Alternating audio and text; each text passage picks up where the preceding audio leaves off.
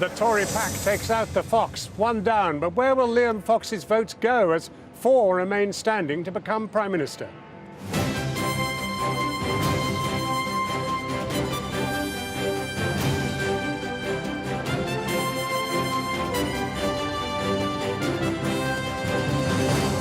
Good evening from a sun-kissed Parliament where, after a week of post-Brexit battering, Tory MPs have just finished the first round of voting to replace David Cameron.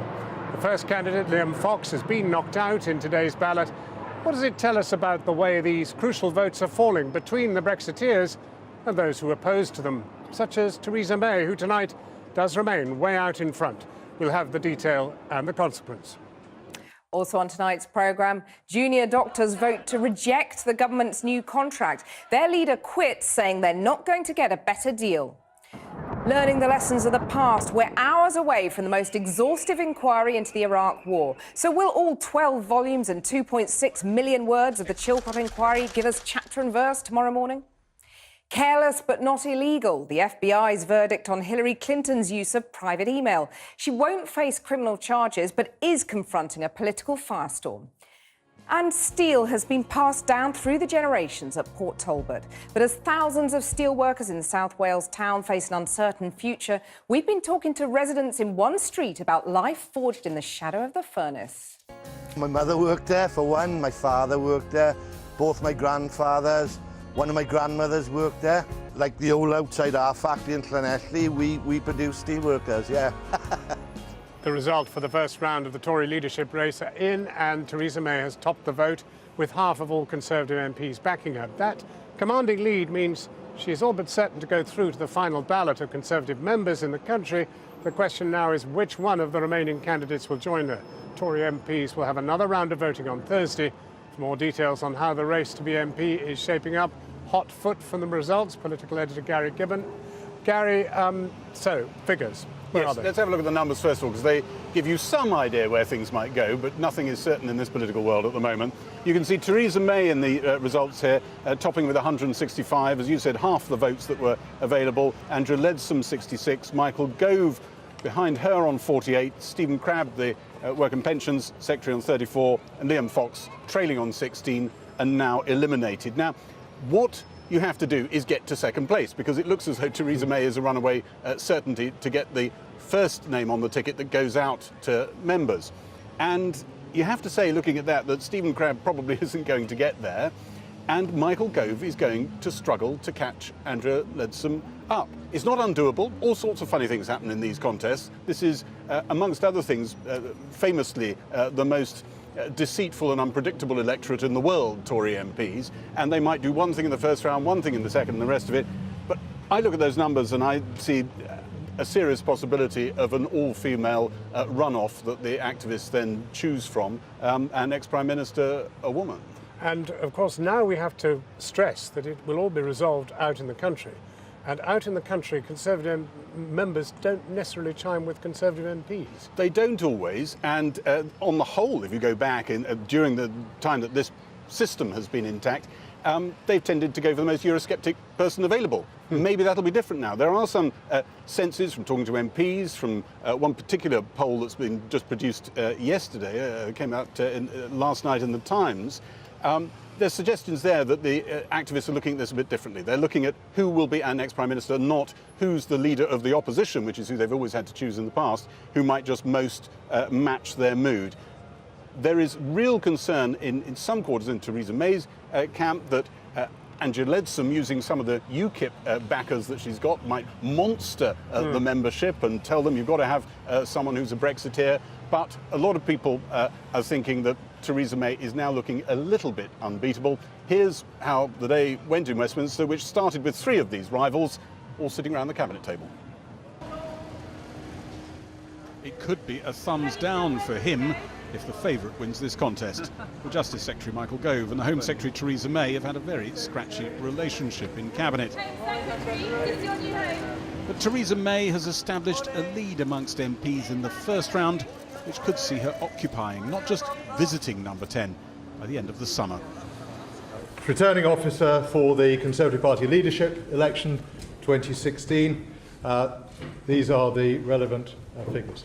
The number of electors was 330, the number of votes cast was 329, and the number of spoiled papers was 0. The candidates and their votes cast in alphabetical order were as follows: Stephen Crabb, 34, Dr. Liam Fox, 16, Michael Gove, 48, Andrea Leadsom, 66, Theresa May, 165. Therefore, Dr. Liam Fox, having the lowest number of votes, has been eliminated from the ballot. Serious candidate for serious times. Theresa May supporters, like the Defence Secretary Michael Fallon, argue the country needs an experienced leader right now. Though comparatively little is known about the front-runner to be Prime Minister, despite 6 years around the cabinet table, starting under the coalition. Theresa May was very definitely not part of the male public school gang that was running the Conservative Party, the sort of people around David Cameron, George Osborne, Oliver Letwin and so forth. She was a rather lonely figure, I often felt, around the cabinet table and in government. Despite her private, low-key style, for years Theresa May has courted the Tory grassroots in what aides to David Cameron and George Osborne were convinced showed a power-hungry, ruthless streak. I remember some of the quite unpleasant briefings when Nick Clegg in the last Parliament vetoed the Snoopers Charter, and it was being briefed by people around Theresa that he was the friend of terrorists and paedophiles. That's not a very nice thing to brief against somebody in the same government as you, even if they're in a different coalition party. So Theresa can mix it when she needs to, but those things tend to be the exception rather than the rule. Not always the vicar's daughter. Not always the vicar's daughter. One former cabinet colleague was caught off guard today, telling fellow veteran Tory Malcolm Rifkind his private thoughts on the Home Secretary. Yeah, I know, Miss Theresa. I agree with what you said. I mean, Theresa's a bloody difficult woman, but you and I work for Margaret Thatcher. This is the template against which we compare everybody else. Yeah, she won't be any more difficult than that. And she's all right. I get on all right with her, and she is good. She's too narrow on her department. The thing I don't know, she's been in the Home Office far too long, so I only know in detail what her views are on the Home Office. She doesn't know much about foreign affairs. In Strasbourg at the European Parliament, there was a taster of how some there now see the country Theresa May might run. But I don't understand that the Brexit camp needs months before knowing what to do. I would have thought that they would have had a plan. Instead of developing a plan, they are leaving the boat. The Brexiteers, they remind me rats fleeing a sinking ship. Cameron resigned. Johnson abandoned. And Farage wants more time for himself and his family to spend his European salary. In the House of Lords, the Archbishop of Canterbury said great harm had been done by the language used in the referendum campaign. Since the referendum, we have seen an outwelling of poison and hatred that I cannot remember in this country for very many years. I'm just waiting to see what happens today. Andrea Leadsom's top supporter Ian Duncan Smith said game on when he heard the numbers tonight. So did Michael Gove's campaign manager. The battle for the right to go up against Theresa May in a battle for members' votes is now on. Gary Gibbon reporting. Well, now joining me are Anne-Marie Trevelyan, Conservative MP, a Michael Gove supporter, and with her is Anne-Marie Morris, MP. She's backing Andrea Leadsom. And let's just get the geography right first of all, because they both come from interesting English extremities. I'm from Berwick-upon-Tweed, the most northern Tory seat. And how did they vote? They voted out. And I'm in the southwest, the other end of the country. I'm in Devon. Newton Abbot is my constituency, and we voted out too. And you voted to which candidate? I'm voting for Andrea Leadsom. I believe she has really got the ability to be the leader we need. I'm supporting Michael Gove, a man of enormous experience, conviction and a vision, which is the one that I buy into. OK, we've got all the dirt out of the way first of all. Now, what we really have to get at is looking at the mathematics. Michael Gove, let's just deal with him first. I mean, can Michael Gove really get much further than he's got? Yes, I think it's absolutely possible. I mean, I'm new to this leadership process, but it's very clear that the underdog is often the one that comes through. I wouldn't use dog. The fox has already been shot. Oh, don't kill any more animals, please, John. But I think he's got a real chance, and we will be working hard in the next couple of days to encourage people to support him. Those who want that vision for helping the country come together following Brexit, and a man who'll have the real leadership skill to take us through to 2020 and improving the lot of those who are struggling at the moment. But there is a problem, isn't there? Because you're going to have seepage. There are going to be people who are going to say, you know, she's really going to get there, Mrs May. We might as well go and back a winner.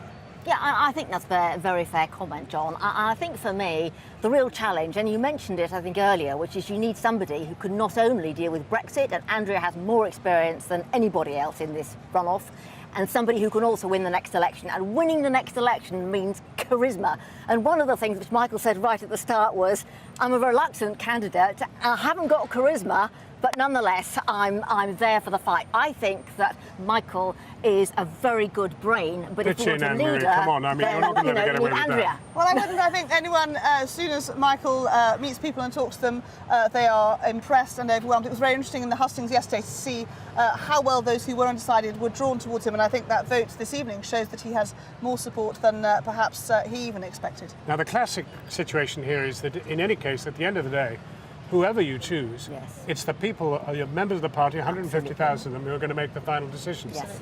Are they the same as you? They might be in your constituency, but... That's a very fair comment, and what most people will be saying is that, dare I say, the Conservative membership are slightly elderly and they will go for, if you like, a slightly more senior politician. So in a sense, if Andrea gets through and the race is with Theresa May... Well, you pointed up a very important thing. She has never been in the cabinet. She may have been a banker, but to be absolutely honest, people aren't very fond of bankers, so you better leave that one aside for a moment. She's never been in the cabinet. I would disagree with leaving the banker bit aside, because as far as I'm concerned, Theresa has only ever been in the public sector, and she's also another one who has said, I'm steady as she goes. I think most people want to vote for somebody with some passion and some vision. Andrea has that. She has been in the world of banking and business. She's had to deal with all sorts of tragedies throughout the last Tell Anne-Marie depression. what's wrong with Mr Gove. Mr Gove is an incredibly bright man. I admire him enormously. I'm afraid at the end of it, no, you can't. No, I don't think so. It's about, we need him in the cabinet, but it's about somebody with the vision and the drive. You mean he's got to have somebody above him to control him?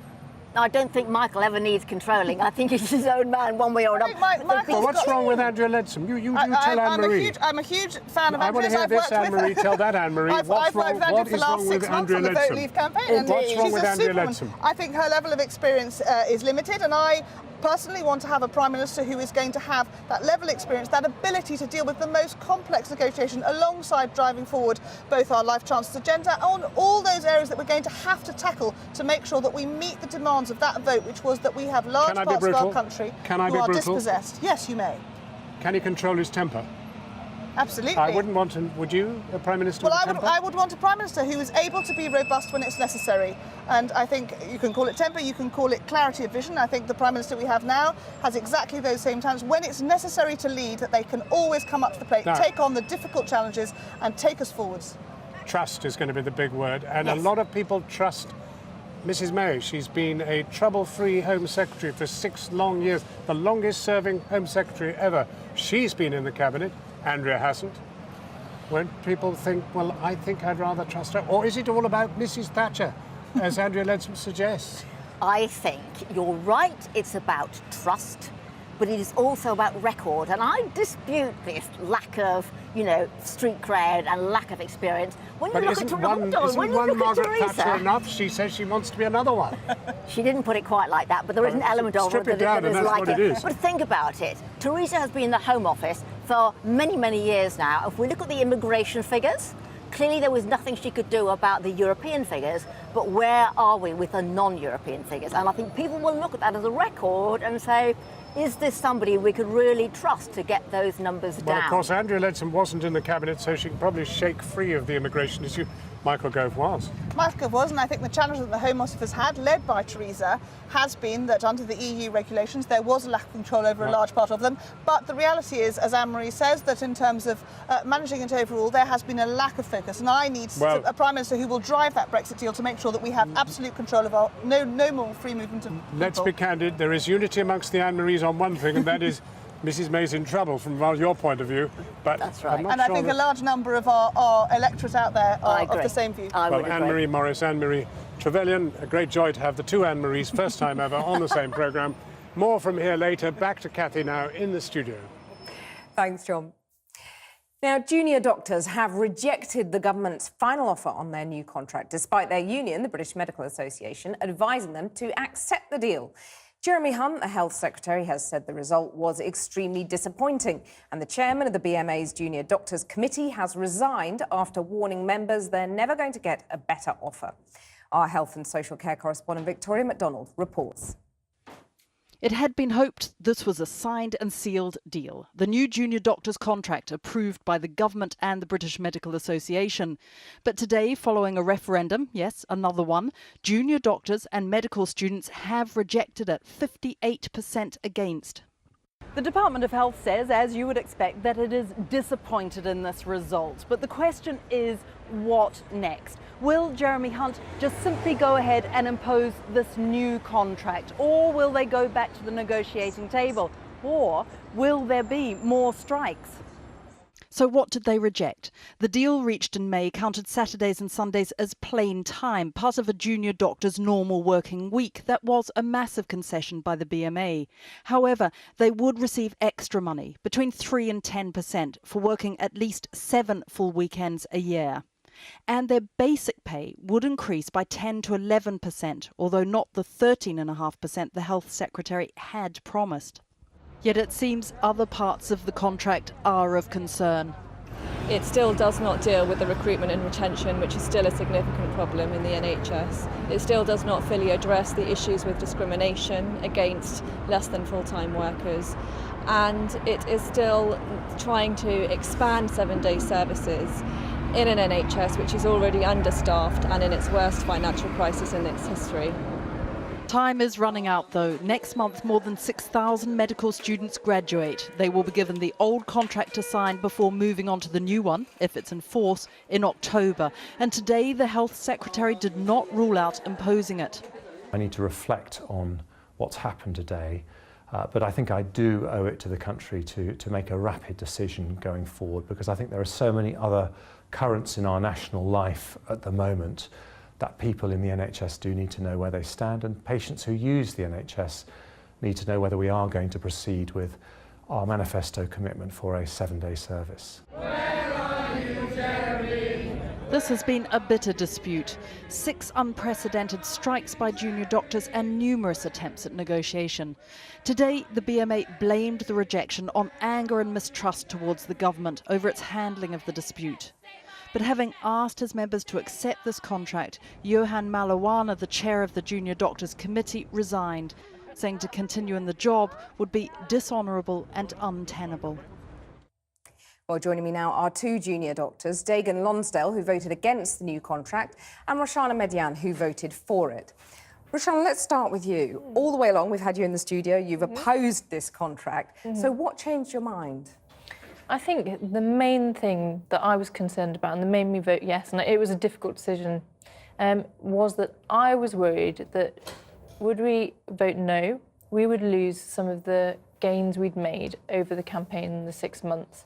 I was terrified, and I am terrified, that the government could impose a horrendous contract with all of those concerns about safety should we vote no, and that's happened, yeah. Or Dagan, respond to that. Well, She's terrified. I share all of those concerns. It was a very difficult decision for me to vote no, precisely for the reasons that Roshana pointed out. But as the interview you had on earlier said, I am very concerned that we still don't have adequate safeguards for working conditions. For example, a hospital in South London covering 1,600 doctors is advertising this guardian role job that is supposed to protect junior doctors' work for a day a week, which which is, frankly, just paying lip service to the idea of safe working practices. OK, but let me quote the chair of the BMA Junior Doctors Committee at you, who said, in this context of the wider crisis, as he put it, of Brexit, the government now has, quote, every excuse to underfund the NHS. You are not going to get a better deal. Well, I think what people look at when they look at this health secretary is someone who has no interest in patients in the NHS and only an interest in himself. We've heard him say that he has no interest in a job after being Secretary of State for Health, and then a few weeks later saying he wishes to be leader of the Conservatives because of a deluded thought on his negotiating skills. But that still doesn't alter the fact you're not going to get a better deal. Well, I think what we have shown in moving forward from the contract that was offered last October to now is that junior doctors are willing to sit down and work with government to produce safe and fair working conditions, and we're prepared to do that. However, what we're not prepared to do is to allow the government to railroad through an uncosted and unfunded 7-day NHS soundbite on the backs of junior doctors in a dangerous way.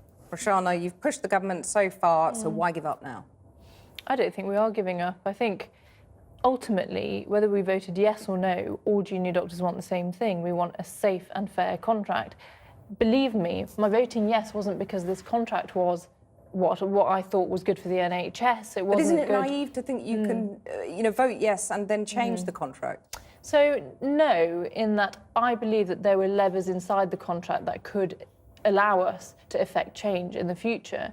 But regardless of that, none of us believe this has absolutely covered all of our concerns, OK? This is something that we're all still concerned about. That's why I'm sitting with Dagan, a no voter, I'm a yes voter, and I still think there are things that need to be addressed. And believe me, I think all of us will be united in the fact that we want more movement on this. Well, Dagan, you're nodding. What happens next? You saw Jeremy Hunt in Victoria's piece there talking about a rapid conclusion, a rapid decision. Does that mean imposing the contract pretty rapidly? Well, I think one thing I would agree with is we are in a complete situation of turmoil with government. We have a Prime Minister who's resigned. We do not know who will be in charge. We've had outlandish, outrageous and, frankly, lies promised to us during the Brexit campaign about funding to the NHS. I think making a rapid decision at this point would be beyond stupid. I think what the Health Secretary needs to do is to reflect, which is exactly what he said he's done, and reflect on how poor a job he's done as Secretary of State. I think it's time for not only new leadership at the BMA, but also in the Department of Health. And I hope that we will see that leadership change, that we can then work together with someone who wants to work constructively with the profession instead of degenerating them, which is what Jeremy Hunt has done. But he could easily impose the contract before the reshuffle, before the new leader's in place. And then where are you at? Do you have to go on strike again? Well, I think there's a question about whether he can legally impose this contract, and there are a group of junior doctors who intend to take Jeremy Hunt to court to answer that very question. So I think, again, we actually don't know what Jeremy Hunt can do. But you don't rule out going on strike again? Well, look, I think junior doctors have shown throughout this campaign that industrial action is the last thing they want to do. And the fact that we have sat down for 8 days in sort of rushed talks, albeit, and come through with some constructive improvements shows that we're willing to work with government. So I hope we won't need You're sounding like you're action. not, a strike is really not going to happen. We need to take the context here. So, we've just had a Brexit vote. There's a lot of uncertainty, not just in the whole country about the government, but about the NHS in this context as well. Over 20% of doctors are EU nationals. That's a huge amount of our workforce. If you're going to impose a contract that junior doctors don't agree with, and then at the same time there's the uncertainty about the workforce from the EU, that's 20% of doctors, remember. I mean, it would be very stupid indeed. And, I wouldn't put it past Jeremy Hunt, but it would be a very silly move. Roshana, Dagan, thank you very much for joining us. Thank you. Well, teachers in England have staged a 24-hour strike as part of a long-running dispute over funding, pay and conditions. Latest figures suggest that 1 in 10 schools were closed and 17% experienced disruption. The National Union of Teachers says funding to schools is being cut, leading to increased workloads for teachers and bigger class sizes. The Education Secretary, Nicky Morgan, called the strike unnecessary and harmful. Now, Scotland's First Minister, Nicola Sturgeon, has branded Theresa May's refusal to guarantee the rights of EU nationals to remain in the UK as disgraceful and disgusting. Her comments came as she hosted a summit of European diplomats aimed at reassuring EU immigrants and to reiterate her desire to keep Scotland in the EU. Our chief correspondent, Alex Thompson, reports now from Edinburgh. Bute House, Scotland's number 10 Downing Street, now firmly on the tourist trail of Edinburgh. and a tour guide with a sense of occasion. Scotland has always been outward-looking, cosmopolitan, embracing everything, part of the world, citizens of the world. So, Scotland, Gubra! All this as the Consuls General rolled up. Inside, the First Minister reassuring EU citizens in Scotland and calling on Tory frontrunner Theresa May to guarantee their status and do it today. I think it is disgraceful. I think it is completely disgusting that you've got a candidate for Prime Minister who seems to think that human beings are bargaining chips. Just along the road, May backer and Scottish Secretary David Mundell said it was easy for Nicola Sturgeon to simply talk. The First Minister's in a position where, she can issue comments and sound bites and get media attention, but the prospective Prime Minister of the United Kingdom, she has to deliver, and therefore she has to take a different approach, an approach which ultimately will lead to the best negotiated outcome for citizens of the EU here in the UK. So it looks, acts, sounds just like a mini EU summit, albeit in these rather wonderful Georgian surroundings, but of course it's not. For one simple reason.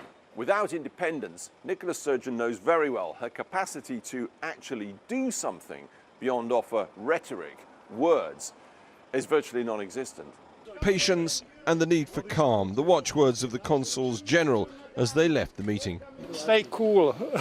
Stay cool. Stay cool, calm and composed. Some of the larger European countries are having a huge spike in terms of passport applications coming from relatives or past relatives. A lot of people have discovered ancestors.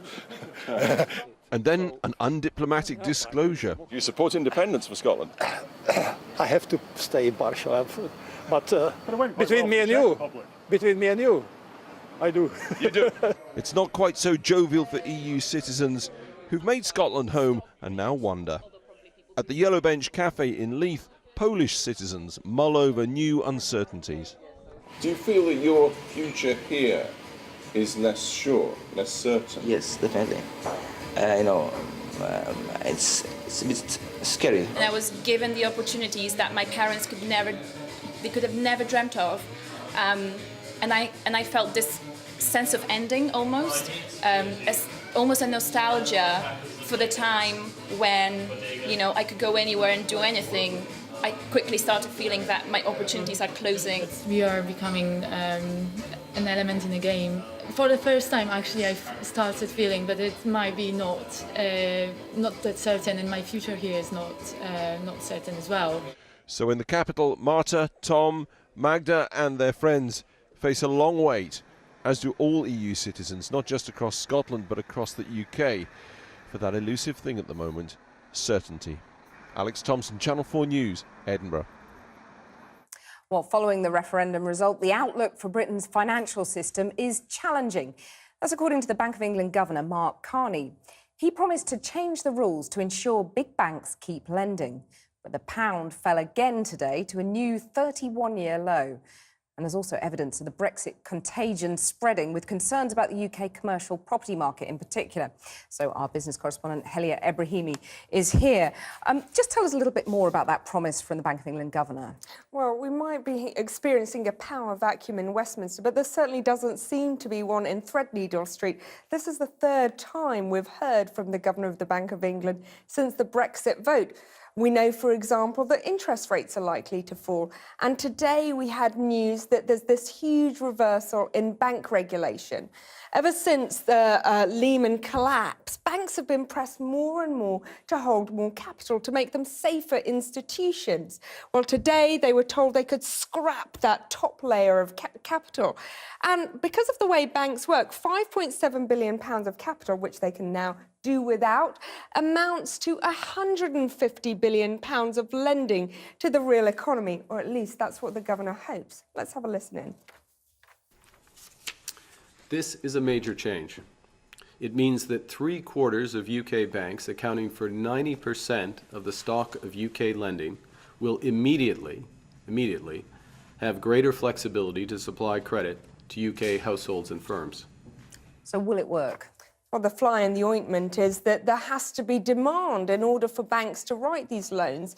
And viewers may remember in the aftermath of the financial crisis, the funding for lending scheme was brought about. But a lot of companies complained that banks weren't passing on these funds, and a lot of banks complained that there wasn't the demand in the market. So given the governor has warned that the trajectory for the UK economy is negative, it's hard to see a lot of real businesses queuing up at their bank manager's office and asking for more money. Now tell us, what is the worry about the property market? Well, the dominoes are starting to fall in the UK commercial property market. In the morning, we had a warning from the Bank of England saying they would have to look at commercial property funds in terms of systemic stability. Well, by the afternoon, 3 of Britain's biggest commercial property funds, Aviva, M&G, Standard Life, had all been suspended because of redemptions as investors flock to the door to try and get their money out. And this is very reminiscent of the kind of stuff that we saw around 2008. So a lot of panic. And as you said, it's what sent the pound to a fresh new low, now hitting $1.30. That hasn't been seen for 31 years. And the issue with commercial property is that for a long time it was retail banks that were investing in that sector, probably the reason why we ended up as taxpayers bailing them out. But now it's retail investors trying to get better returns than on gilts or their savings account, so they could be hurt. And on top of that, 75% of businesses, small businesses, use commercial property as collateral. And if property values plummet, that could mean a lot of those companies become unstuck. Helia, thank you very much. Now, it's been 3 months since Britain's biggest steelmaker was put up for sale, and there's still no decision on its future. Thousands of jobs are hanging in the balance.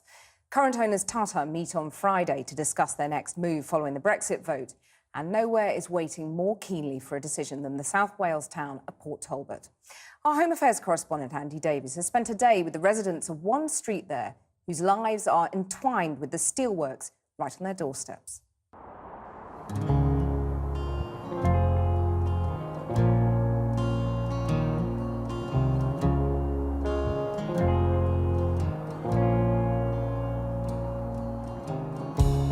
The West End, Port Talbot, a street built over a century ago for local tin workers, sandwiched between the main rail line to the north and to the south, the vast steelworks which dominate this landscape and the conversation too.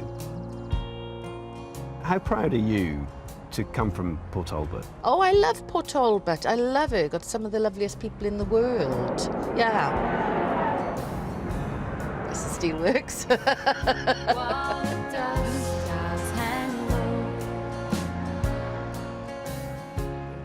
At number 1, within earshot of the blast furnaces, lives David George, a crane driver at the works.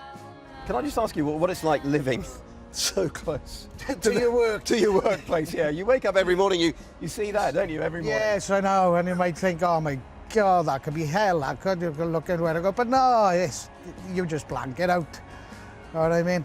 It's there, pays for my house, you know what I mean? It gives me a good living.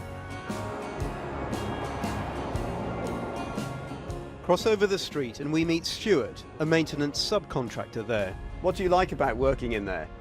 I like because it's regular and it's all local boys in there and go out. There's some of the boys you played rugby with, you played football with, so you know them, so you get on better with them, and it's just a bond we got in there, like it's part of the community. Good banter in there? Yeah, brilliant banter in there. Some I can't see on camera, obviously. Yeah, I'm proud to be stay a worker. But for how much longer? The fate of the works, resting on a decision to be made thousands of miles away, hangs heavy in the air here.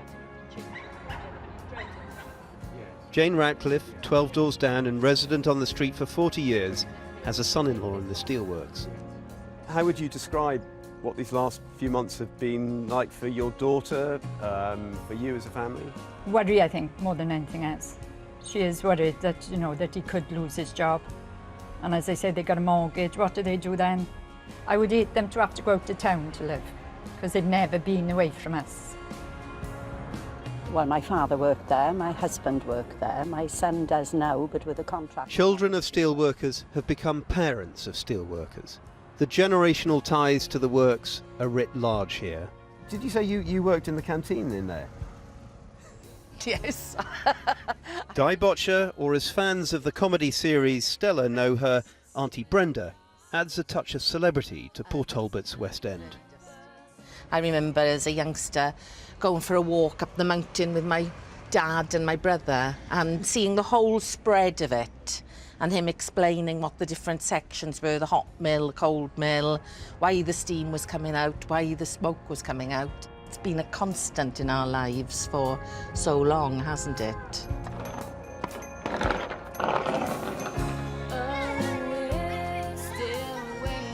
When are you going to film us?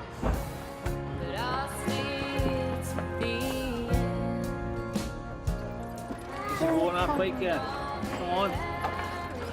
This picture is from the olden days. That's the street that we're standing in now, isn't it? Yeah. What can you tell me about the steelworks in Port Talbot? Steelworks makes steel, and we support the steelworks. Would you work in the steelworks one day, do you think? When you're older? Yeah. Would you? Yeah. Kian's auntie, a few doors down, is a cleaner at the steelworks. It's where Lee, opposite her, is a security guard. His uncle Di, one of 4,000 steelworkers. Where James gets occasional shifts as a labourer. And where Peter, at number 58, spent his whole working life. My mother worked there for one, my father worked there, both my grandfathers, one of my grandmothers worked there, and my two sons currently are still working there. A conveyor belt of Bamsies going in there. Like the old outside our factory in Llanelli, we produce steel workers, yeah. So I can't imagine it not being there, because it's been there all our life. So you can't imagine it not being there. When you look over there and you look at the steelworks, what do you think? What I'm thinking now is, I just hope I keep seeing it till the end of my days and it stays there. The old cigarette kiosk for passing steelworkers has long gone. So too the grocers at number 6. But there's an energy still to this street. An industrial thread deep within. Fraying at the edges perhaps, but still binding lives together. One street among many, in a steel town, watching and waiting.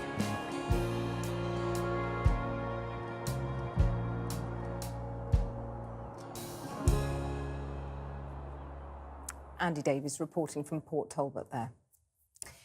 Hillary Clinton's judgment has been called into serious doubt by the director of the FBI after he accused her of being reckless and careless in her handling of classified information while she was Secretary of State.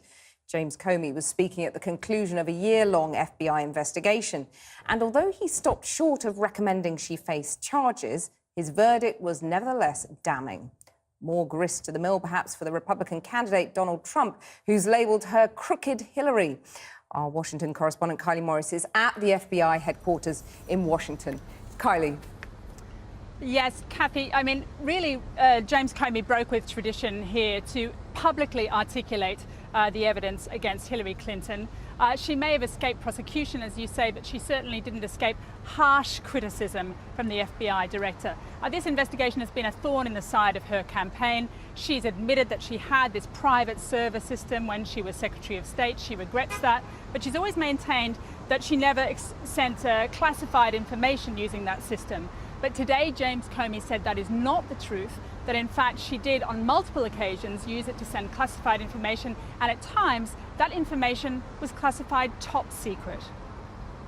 Although we did not find clear evidence that Secretary Clinton or her colleagues intended to violate laws governing the handling of classified information, there is evidence that they were extremely careless in their handling of very sensitive, highly classified information.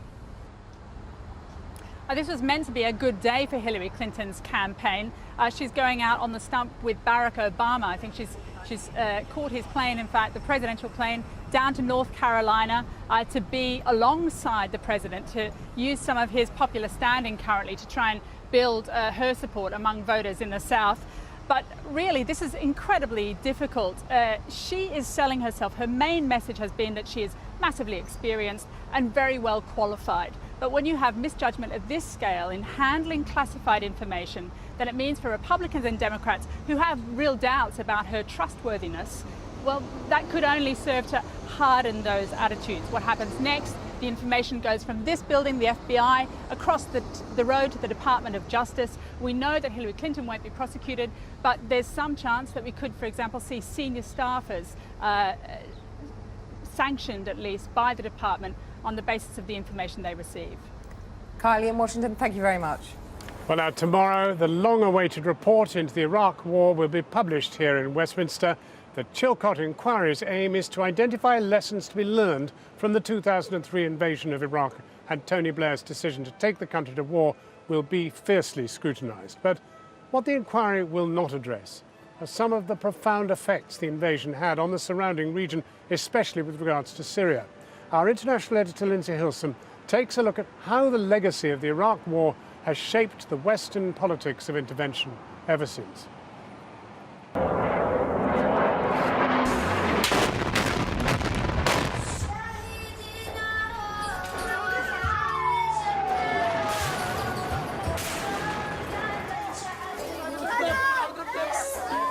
I strongly believe in the need for a tough response to the use of chemical weapons. The ayes to the right, 272.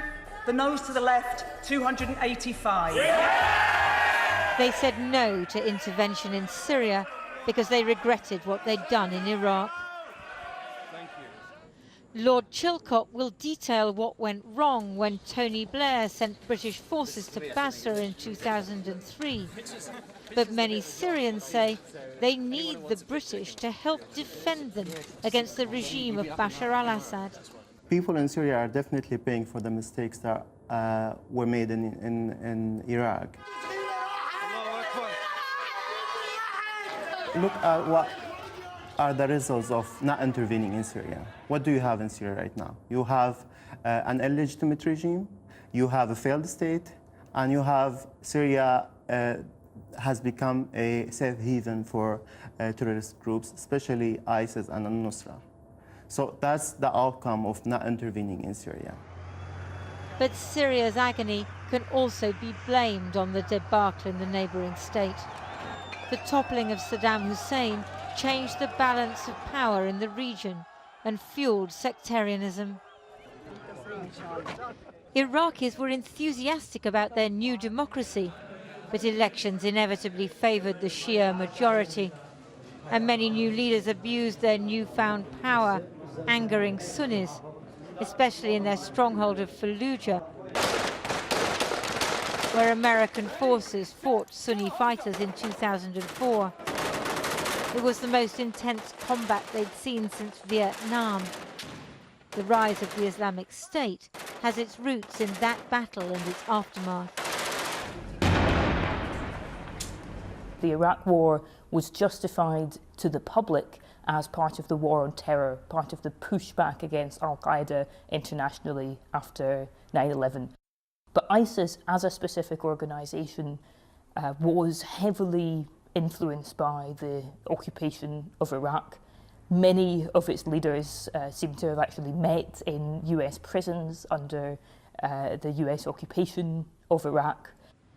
Amongst them, Abu Bakr al-Baghdadi, the leader of IS in today's self-proclaimed caliphate of Iraq and Syria. This is Fallujah today. Iraqi forces have just driven out IS. The Americans and British provided airstrikes but no ground forces. Not fighting the dictator Assad as we fought Saddam, but trying to defeat the Islamic State, a threat to us, a threat our intervention in Iraq helped create. Lindsay Hilsum reporting. Well, we're joined now by the former Navy Chief Admiral Lord West, who was first Sea Lord when the invasion began in 2003. And Admiral, what I'm wondering is whether, now that you look back, the chronology of what was going on from your office, to what extent it began to tell you that something was going on that you were not being told about. Well, in fact, I was, the year before this started, in 2002, I was the Commander-in-Chief of the fleet, the operational commander of the fleet. And in July of that year, I was told by someone very, very high up that we would be invading Iraq with the Americans.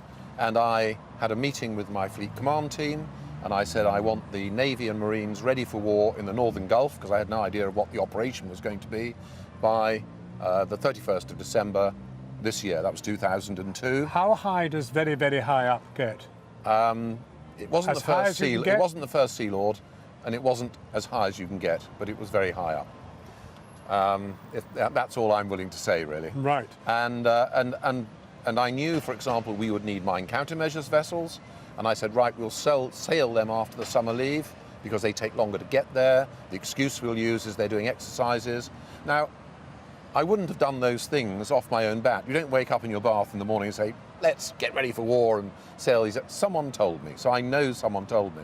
Now, I'm sure in Chilcot... So we're talking about a chronology which is much, much earlier than this whole, the idea of going to the UN, getting sort of all sorts of sanctions and... Absolutely, but I'm sure the answer from people will be, well, until you actually make the decision, it's all very well, you're getting ready for it, everything else. But it was more than that, I felt. I certainly felt it was more than that. So when in August, late August, the First Sea Lord left and I went and relieved him, and I then moved into the First Sea Lord, so I was in the corridors of power, I was able to see what was going on, and there were discussions about, would we be going, it wouldn't, I mean, the Army, for example, wanted to order kit and weren't allowed to. But let's cut to the chase. I mean, what you're really saying is that Tony Blair had decided we were going to invade Iraq, and he knew when. You didn't know exactly when, but you knew something was cooking. I don't think they knew when, but I think the intention was to invade Iraq. I mean, that's certainly my belief. Now, I might be wrong, I don't know, but that was my belief. And interestingly, I received an email today as a result of the fact I'd said something from someone who was very involved with getting Storm Shadow. This is a missile bus bunkers carried by tornadoes, tornado aircraft. They weren't ready for it. They were told in September, get this ready, we need it by March. Someone in the weapons production end of life was asked to provide stuff that you would need for the invasion. So but let me just test you on this, because you presumably told Lord Chilcot all of this, right? Well, I was never asked by Lord Chilcot to give evidence, so I'm sorry. I'm delighted I won't be... The First Sea Lord of the time was not asked to go and speak to Lord Chilcot. Absolutely, I was not asked to speak, but as I say, I'm quite delighted, because hopefully that means I won't be involved in anything that spins out of it. But the serious point is that you knew that from everything around you, that war was going to happen. And to me it seemed... We had not yet got the resolutions from the UN. No, to me it seemed... the way I would put it is, I felt there had been a decision this was going to happen, and then as we got nearer and nearer to the end of the year, then the following year, people were casting around for let's find an excuse for why we should, a better reason. I mean, the reason to me, I thought, when people told me, first of all, in July was, well, Saddam Hussein has been trying to shoot down our aircraft doing the no-fly zone. He's actually killing a lot of his own people. He's a danger. I'd been Chief of Defence Intelligence for 3 years, from 1997 to 2000, and I did not believe the issue that there were lots of weapons of mass destruction. People are going to find it absolutely incredible that such a crucial figure in the whole build-up to war was never spoken to by Sir John Chilcot. But on that note, we'll thank you very much indeed, Admiral. Thank you for talking to us. Very revealing. After the break, on the eve of the publication of the Chilcot Inquiry into Britain's role in the Iraq War, we'll be reflecting on the events of the past 13 years in Iraq since 2003.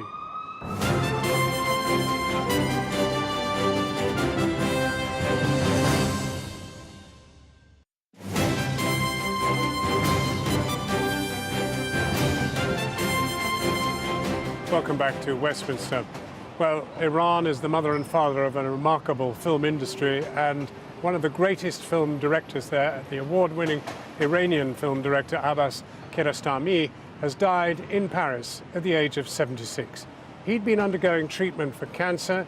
He was hugely influential in the cinema world, well beyond Iran, and internationally acclaimed. He wrote and directed dozens of films over a career spanning more than 40 years. His 1999 film, Taste of Cherry, won the prestigious Palme d'Or. Well, now, tonight's main news. Theresa May has topped the first round of the Tory leadership vote with half of all Conservative MPs backing her. Liam Fox is out of this round, leaving Michael Gove, Andrea Leadsom and Stephen Crabb to fight it out in Thursday's next round. Well, now, the ghosts of the Iraq War have hung over many of those making foreign policy decisions here and in the United States since 2003 and that invasion. Will tomorrow's Chilcot report finally offer some form of diplomatic, psychological closure? Here are some of the memories of the past 13 years, which some viewers may find distressing. We leave you tonight with an elegy for Iraq.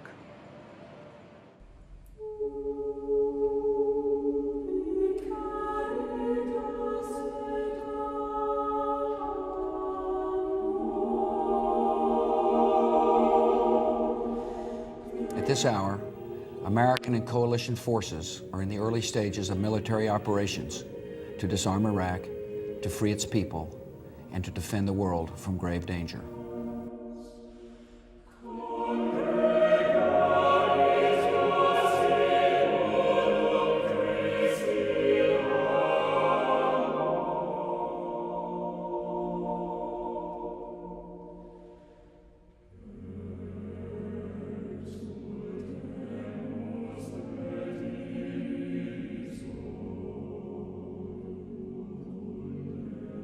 To all the men and women of the United States Armed Forces now in the Middle East, the peace of a troubled world and the hopes of an oppressed people now depend on you. I told him that I was homicidal and suicidal.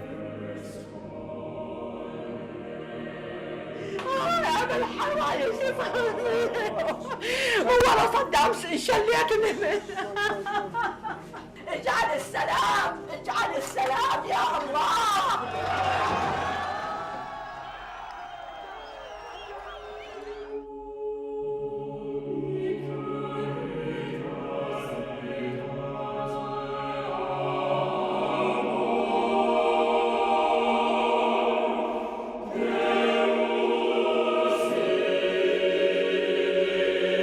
Ladies and gentlemen, we got him.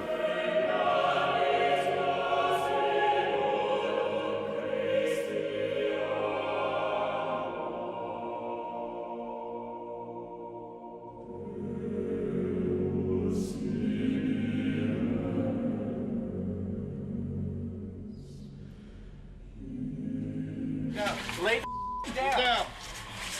Now let's go. You don't think there's a risk going into people's houses like that it might make them more scared of you and sort of more, you know, anti-American?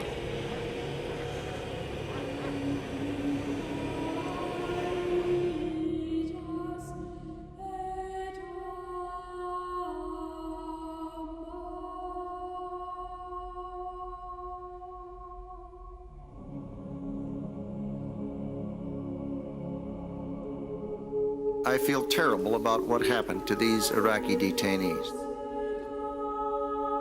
I'd do it again in a minute.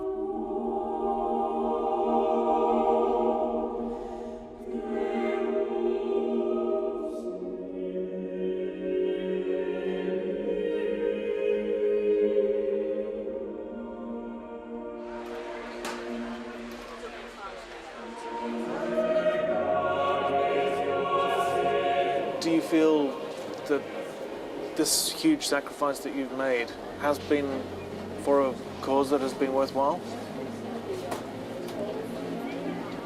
I can't answer that question right now.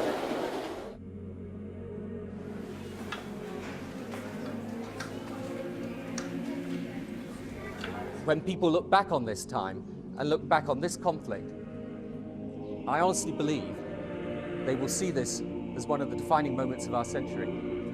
And you did it. It was your courage and your professionalism that did it. Lots of people in a small area will panic me because it sends me back to being outside that compound, being surrounded by people who were bigger than me.